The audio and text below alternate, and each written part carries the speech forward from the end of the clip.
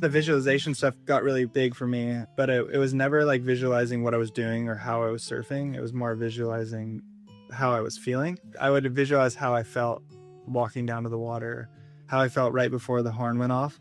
And after practicing it over and over again in my head, it just allowed me space and allowed me to surf how I want to surf. John Florence is one of the most talented surfers of all time. After 15 years on the World Surf League Championship Tour, 3 world titles, and 2 Olympic appearances, John recently surprised the surf world when he stepped away from competition. Instead, he decided to pursue a massive wild idea: to sail around the world with his family. I'm Shelby Stanger, and this is Wild Ideas Worth Living, an REI Co-op Studios production presented by Capital One and the REI Co-op MasterCard. I was lucky enough to talk with John last summer at Outside Days in Denver, Colorado. This time when we spoke, John was at home in Hawaii. He grew up nearby on the North Shore of Oahu and rode his first wave at just 3 years old. In 2011, when he was 19, John officially joined the WSL Tour. At first, he wasn't solely focused on competition, but in 2015, he decided to lock in and go after a world championship. John Florence, welcome to Wild Ideas Worth Living. It's really good to talk to you again. It was so fun to chat with you at the Outside Fest, and now we're back. I love it. Yeah, excited to be back. Thanks for having me. So I talked to one of your close friends who said, Shelby, if you asked John in 2015 what his goal was, it was to win the world title. And he got rid of everything else and laser focused to do this. Is that right? Yeah. I think 2015 was definitely the year of I'm on the tour. I would love to win a world title. That's kind of since I was a little kid, seems like it's been a goal of mine. I'm going to put everything into winning now. It was okay, I'm going to be the first one out every morning in the dark. I'm going to be practicing every single day. I'm going to do my mental work. I'm going to start stretching. I'm going to I made all these huge changes, and I just committed to that for the year. And it was crazy. I ended up winning, and it was just a funny thing to take a step and go, whoa, when I commit myself in a direction, I can really do something. That's inspiring. And not only did you commit yourself, but you had to invest in yourself. You had to take your earnings and hire a coach, hire trainers, maybe a nutritionist. That's a big commitment. And then it worked. I mean, you won. It was actually pretty interesting. So 2016 was a really good year.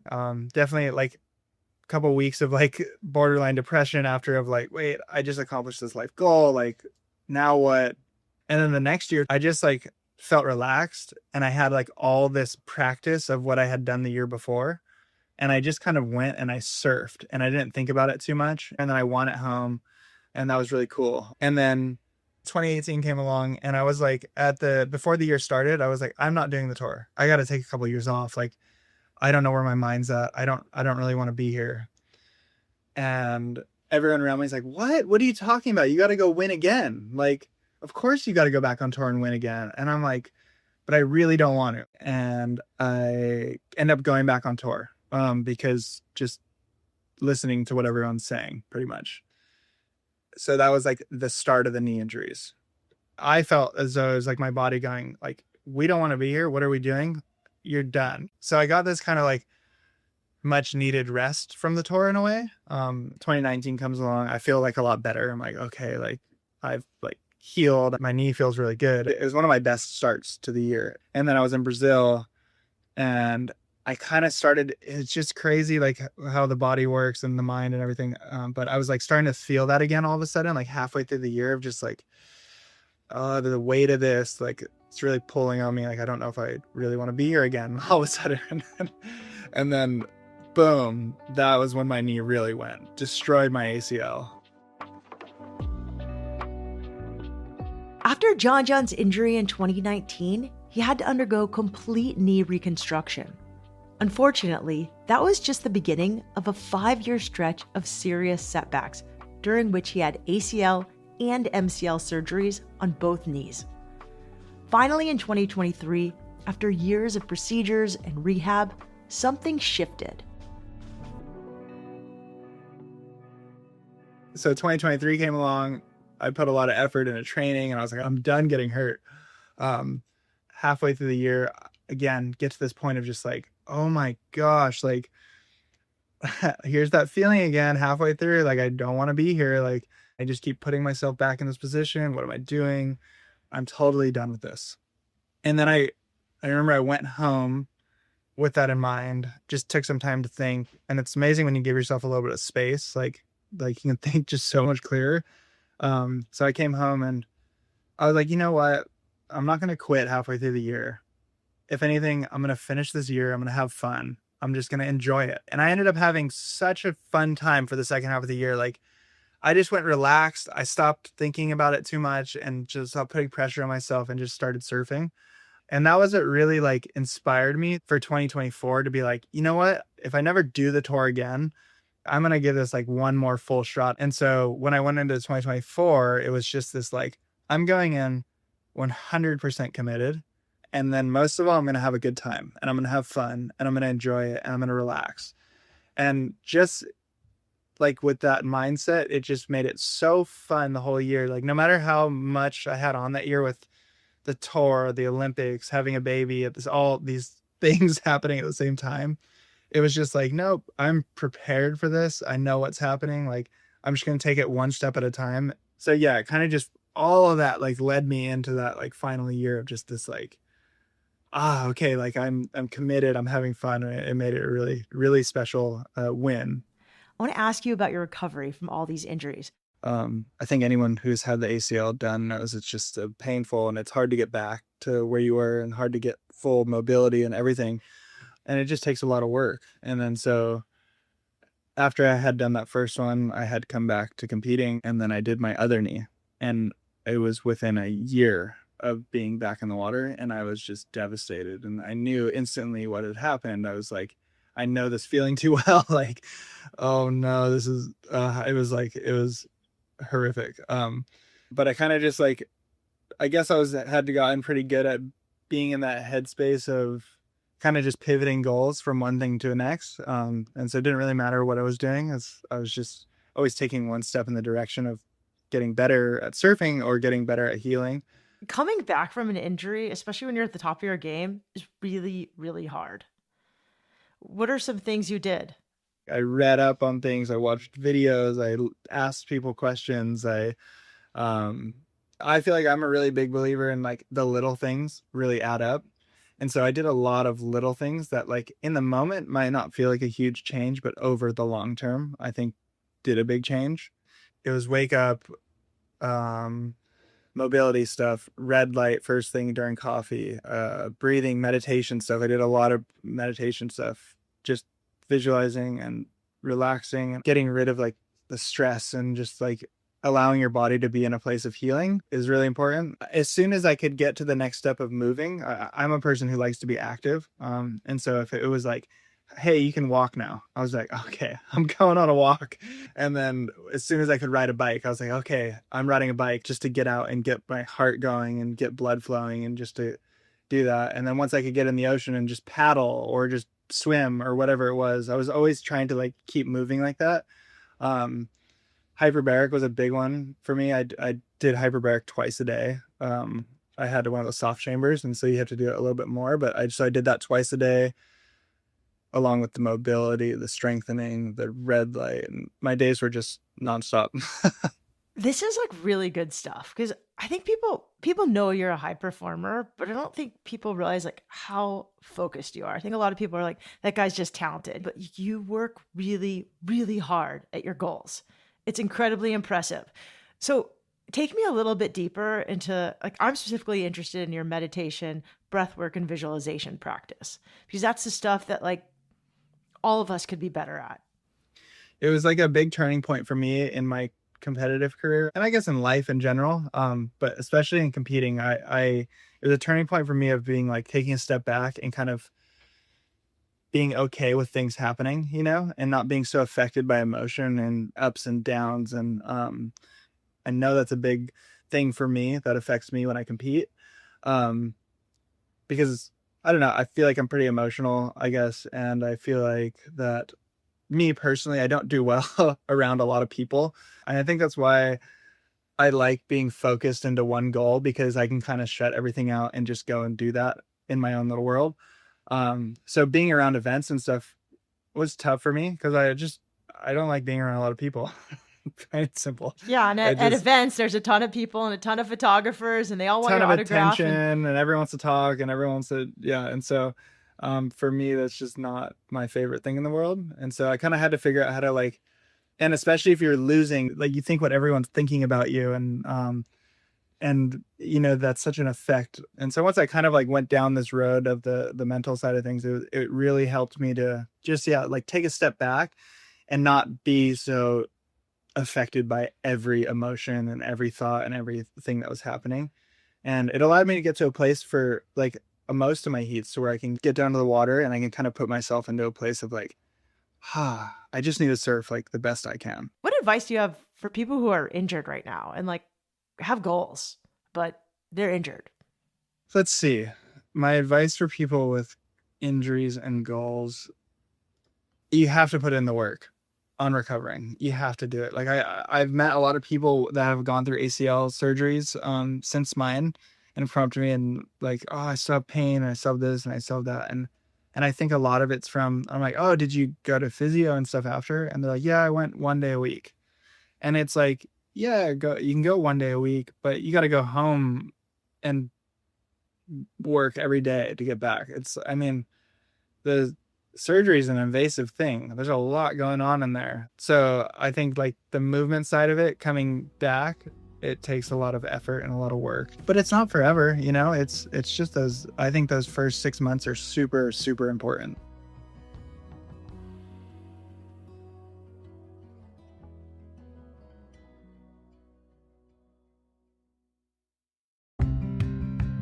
We talk a lot on this show about the training and gear you need to go after a wild idea. With the REI Co-op MasterCard, everyday purchases can support your wild ideas and turn them into limitless possibilities. Trail miles, summit views, and that family camping trip you plan to take this summer. Here's how it works. Card members earn 5% in card rewards on every purchase at REI and 1.5% on everything else. Groceries, gas, your morning coffee, it all adds up.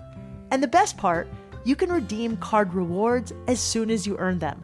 That means grabbing those new trail runners you've been eyeing and keeping more cash in your pocket.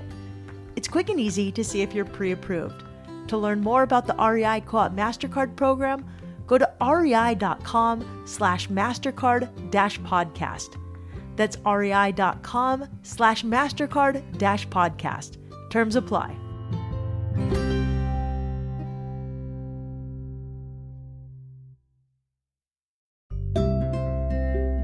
If you spend a lot of time in the ocean, surfing, swimming, or just sitting and watching the waves, you probably want to protect it as much as I do. That's why I want to tell you about Ocean Bottle. Ocean Bottle is made for people who care about the ocean, about good design, and about leaving things better than we found them. Every bottle they sell funds the removal of 1,000 plastic bottles before they hit the ocean. That work is part of a mission to stop 10 billion plastic bottles from polluting our oceans by 2030. If you're looking for a simple way to make an impact, Ocean Bottle recently launched their Peak range. It's slimmer, stronger, 100% leak-proof, and designed to keep your drinks at the right temperature longer. Check out Ocean Bottle at your local REI or at rei.com.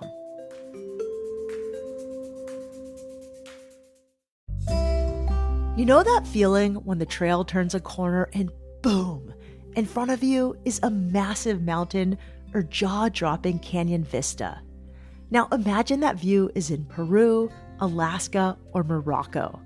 REI Co-op is teaming up with the globe-trotting experts at Intrepid Travel to bring you a curated mix of global and domestic trips that are outside the ordinary, with bucket list destinations, small groups, and local leaders who actually know the place you're exploring. The best news is that members save more with exclusive member pricing. Starting March 15th through the end of April, REI Co-op members get an additional $100 off all REI and Intrepid trips over $1,000. And that's on top of existing member travel benefits. The only question is, where will you go? Explore the REI and Intrepid travel collections at rei.com/travel. That's rei.com/travel. Terms apply.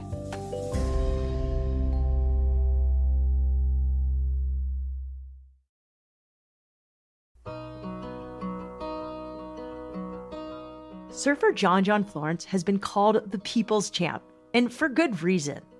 After taking his third title in the World Surf League Championship Tour in 2024, John decided to switch gears. He stepped away from competition to pursue a longtime dream, sailing around the world with his family. I'm obsessed with sailing. Like, I think that's like every surfer's dream, to like sail across the ocean, find remote waves, and like surf them. And not only did you do this like with your brothers, but then you did it with your wife, Lauren, who's must be such a badass, and your adorable 1-year-old, Darwin. And taking a 1-year-old across an ocean is not an easy decision. I don't know, maybe you could just talk a little bit about that decision to walk away from the tour. I mean, I know that's just what you had decided to do and you were going to do it. You were actually listening to your gut, but also to do it with a 1-year-old. Yeah, so when we had like really decided on that, I was like, okay, I just took it step by step. I was like, you know what? At first, it was like seemed like a really big. I was like, okay, this is gonna be a lot. Like, how are we even gonna do this? Is this the right thing to do? Is this the right thing to do for him? Is this the right thing to do for us? Like, none of it seemed great. And then, but I was like, you know what? We'll go to New Zealand and we'll spend a month getting things together, and then we can always adjust. We can always make a change if we need to. And yeah, I guess it was just like I feel very privileged to be able to have to be able to make those choices, have those choices, you know. And like, but it was cool because like we're like, okay, we spent like a month there. And we're like, this is actually feeling better. This isn't as bad as we thought. Like, So you have this. Let's talk about the boat. The boat is Vela. Vela? Is that how you say it? yeah, Vela is the name. What's Vela mean? Velas is, I named it after, I think it means a couple different things in Spanish and Portuguese, but I named it after a star constellation in the southern hemisphere. So Vela is a catamaran, and you put nets around it so the kid Darwin's not going to fall overboard. Yeah, the way our catamaran's designed too is there's like a center kind of area in it where there's like kitchen, like little mini living room. It's small. It's really tiny when you're on there. But then the way it's set up is like there's like a little back deck too, but it's all kind of closed in. Like you can't get out of that area. Like you can kind of go back deck, kitchen area. And so when we netted off the ends of that, it's like pretty secure.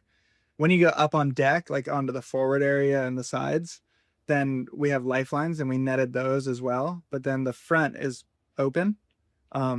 So whenever we're up on deck, we had to be like 100% like on him. And then when we're like down low, it's like really, really secure. And so we felt a lot better once we kind of like were like doing it, you know, and we're like, okay, this is much more manageable. It was definitely funny. Like when we first got on the boat, he wasn't walking yet. And then within like the month, he was running around and we were like, whoa, okay, this is like, he's really quick now. And yeah, but it's funny because a boat is baby proofed in a way already, almost like all the corners are rounded edges, all the cabinets are like push button to open things because it's a boat and everything's moving. Everything's pretty solid. Everything can be wiped and washed down. It almost was easier than being here at home in a way, except for like some of the things that you don't have sometimes. But like we ended up being like, whoa, this is pretty cool. Can you tell us about some of the most magical spots you guys went to? I mean, if anybody hasn't seen John's Instagram, go on his Instagram, watch the videos of them sailing with little Darwin and stopping in these amazing Fijian villages and hanging out with village kids. It's adorable. Yeah, so we started in New Zealand, then we went up to Fiji. We spent a lot more time in Fiji than we thought we were going to do if we went kind of everywhere in Fiji. And I think we spent like 5 months there. And then we went from Fiji to Vanuatu, which is just above New Caledonia. And then we went from there to Australia. And Fiji had some of the most beautiful, like picturesque places that I've ever seen in my life. It was a lot of work in the beginning of the year. We had a lot of weather. So it was definitely like, yeah, my Instagram probably looks like it's like really pretty and sunny and beautiful all the time, but there was a lot of moments where we're like in some little islands out in the far edge of Fiji, and then like a big storm coming through in the next couple of days, and like literally like taking the boat and like tying up to these big rock walls, and like, does this feel good? Is the wind going to come around here tonight? Oh, it doesn't feel good. I think the wind's starting from there. And then moving to like another section and like trying to just find little nooks and stuff to hide from weather. And so there was a lot of that. And I kind of like was really patient with the weather. And I got a lot better out of it through the trip with the family on board. I tried to pick like when we were doing longer crossings to do it with like a lot mellower weather. And I think a lot of that made the trip much more enjoyable rather than forcing the issue. Um, Rather than like when I had my brothers on the boat, they're like, "We want waves," and I'm like, "Okay, we got to go there," and it's really windy. And do you really want to go there? Yeah, we want to go. I'm like, okay, and then it's like miserable for like 3 days. Any harrowing moments or stories you can tell where like there's seasickness, huge waves?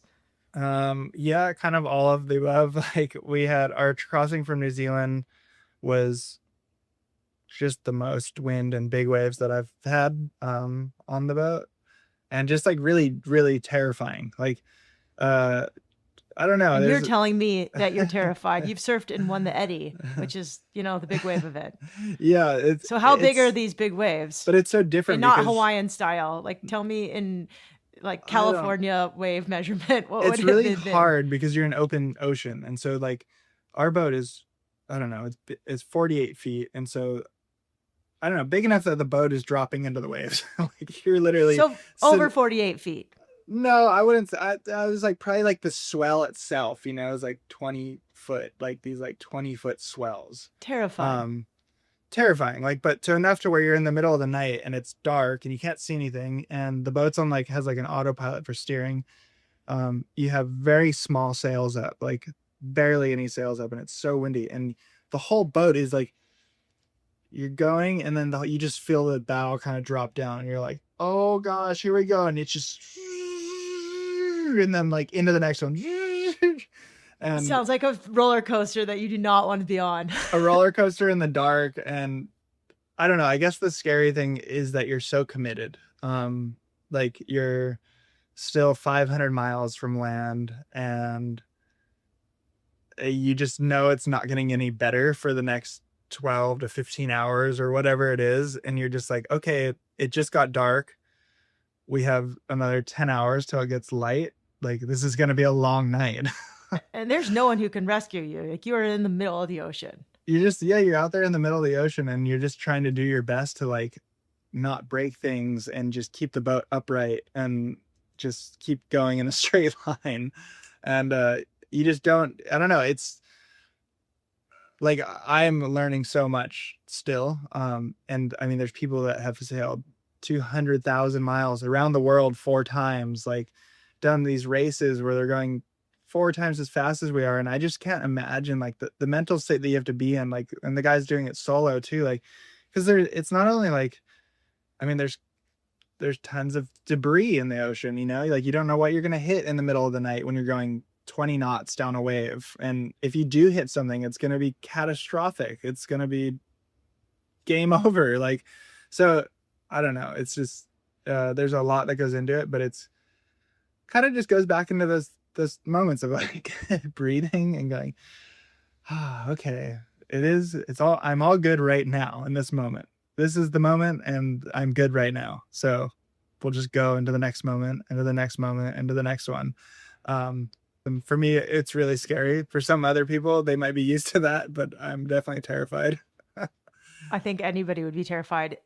Was there some of the nature that you saw out there? Can you describe it to me? Whether it was like a waterfall in Fiji or Yeah. So when we were sailing to Australia from Vanuatu, we were passing through, I forget one of the reefs, what they were called. There, it was in the middle of the night, and I was like sitting there on my night watch, and I hear this like loud pitch noise, and I was like, what is that? It sounds like whistling. And I was like, it's so weird. It's kind of eerie, we're not going super fast. The wind wasn't super strong. And I was like, that is so weird. And then I was like, oh my God, I think it's dolphins or whales.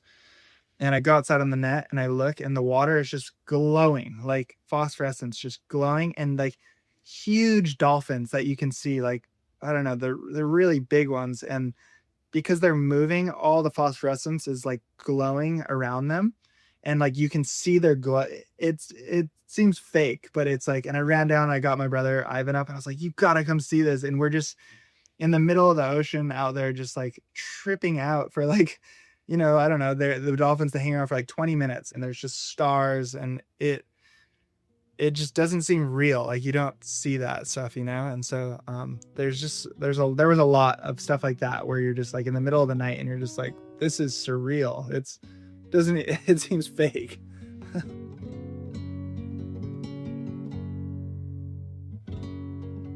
Anything else you want to share about your sailing adventures? Because I know you did so many cool things, and the people you met along the way, and introduced Darwin too.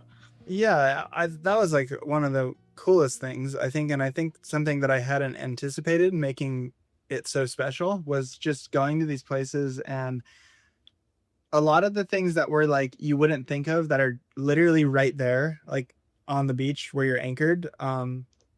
If we didn't have Darwin yet, like you wouldn't have thought about, And so there could be a little wave, and like the one place we were anchored had the most amazing, perfect little mini wave. Like, and Lauren would longboard it, and then I would sit on this. We had this big inflatable sup that was like epic for riding waves with him, and just surfing for hours. Like, and it was just the coolest thing in the world. Like, so there was a lot of that. And then you go into the villages wherever you are, and the kids just love other kids. And so like we'd literally just go to the beach, and then that'd be like Lauren and I's time off with the baby. It would be like, okay, he would just go run with the kids back and forth on the beach, and they would just all play together for hours. And you'd just be sitting there, just like, oh, this is nice. This is relaxing. Built-in babysitting in these Yeah. little villages. Yeah, it's amazing. And just how friendly the people are, and helpful, and like they just live very simple lives, and they're some of the happiest people that you've seen in the entire world. Would they know you? Would you get recognized? Yeah, sometimes. How interesting. Yeah, like in the middle of nowhere. What a trip. That is really cool. I mean, that probably must have been fun to be recognized there. It was really fun. It was just more excitement to go surfing, and I loved that. And it was like, yeah, they just loved surfing for surfing.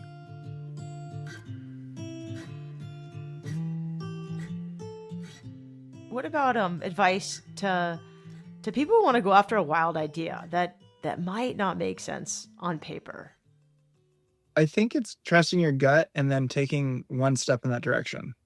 I feel like I've read that or heard that a lot, but that first step is always the hardest. But then as soon as I swear, as soon as you take that first step of just going in that direction, like there's always going to be a point for an adjustment or a change. But like, I feel like as soon as you take a step in that direction, then you're like on the path to figuring out if it works or not. When we spoke, John hadn't decided if he would be going back to the tour officially. Since then, he's announced that rather than returning to competition, he's going to continue sailing around the world with his family, chasing remote waves in far-off destinations. If you want to keep up with him on his adventures, find him on Instagram at John_Florence. That's JOHN_JOHN_FLORENCE. He also has a new YouTube series titled Vela, presented by Yeti, about his sailing adventures. We'll include the link to watch in our show notes. John also has a brand he's created with his brothers called Florence, which is now available at REI and at rei.com.